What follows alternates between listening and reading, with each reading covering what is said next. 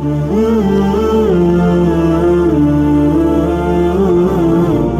گیا کہ جس نیکی کا حکم دیا جائے اور جس بدی سے روکا ہے، فرمایا گیا کہ وہ خود عالم ہو۔ اللہ تعالیٰ کی خوشنودی حاصل کرنے، دین کو قوی کرنے اور اللہ کے دین کا بول بالا کرنے کے لیے، اللہ کے دین کا بول بالا کرنے کے لیے، اللہ کے دین کی سربلندی کے لیے حق بات کی، اپنی غرض سے نہیں، اللہ کے دین۔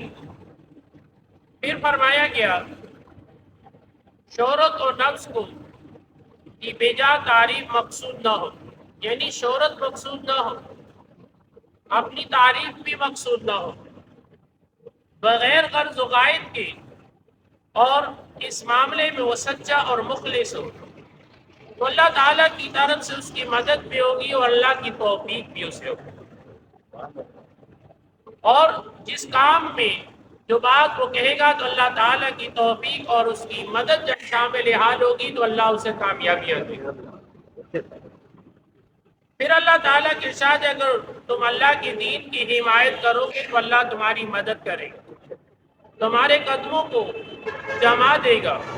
پھر فرمایا اللہ تعالیٰ پرہیزگاروں اور احسان کرنے والوں کی مدد کرتا ہے۔ اللہ مدد کس کی کرتا ہے؟ جو پرہیزگار ہے، جو تقوی دار ہے۔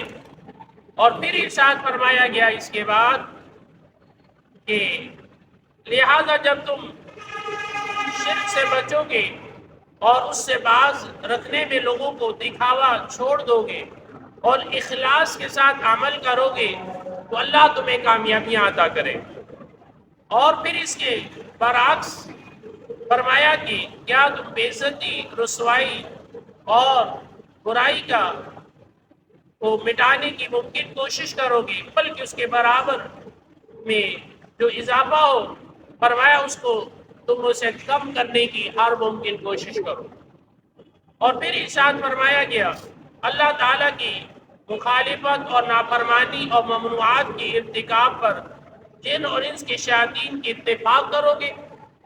پھر فرمایا امر بالمعروف اور نہی عن المنکر، نہیں، فرمایا محبت کے ساتھ، بدخلقی نہیں ہونی چاہیے، یعنی اخلاق کے ساتھ بھلائی کی بات کرنی، حکمت کے ساتھ اللہ کے دین کی بات کرنی۔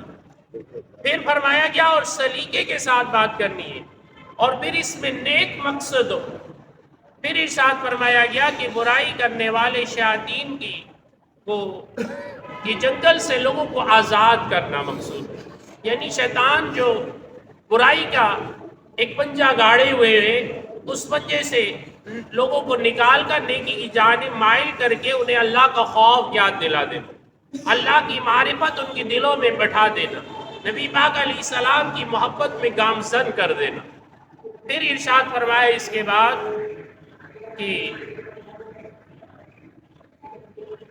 جب اس سے تمہیں آزادی حاصل ہوگی تو رب تعالیٰ کی نافرمانی کو اس کی نظر میں راستہ کر کے لائے گی اور برائی کرنے والی آنکھ پر پردہ ڈال دے گا، اور اس سے شیطان کا مقصد صرف یہ تھا کہ گناہگاروں کو تباہ کر دے اور انہیں دوزخ تک پہنچا دے۔ شیطان کا کیا مقصد ہے؟ برائی کو عام کرنا اور لوگوں کو دوزخ کی طرف راہ ہموار کر دے۔ تو پھر ارشاد فرمایا اس کے بعد کہ انما یدعو حزبہ لیکونوا من اصحاب السعیر، شیطان اپنے گروہ والوں کو دعوت دیتا ہے کہ وہ دوستی ہو جائے۔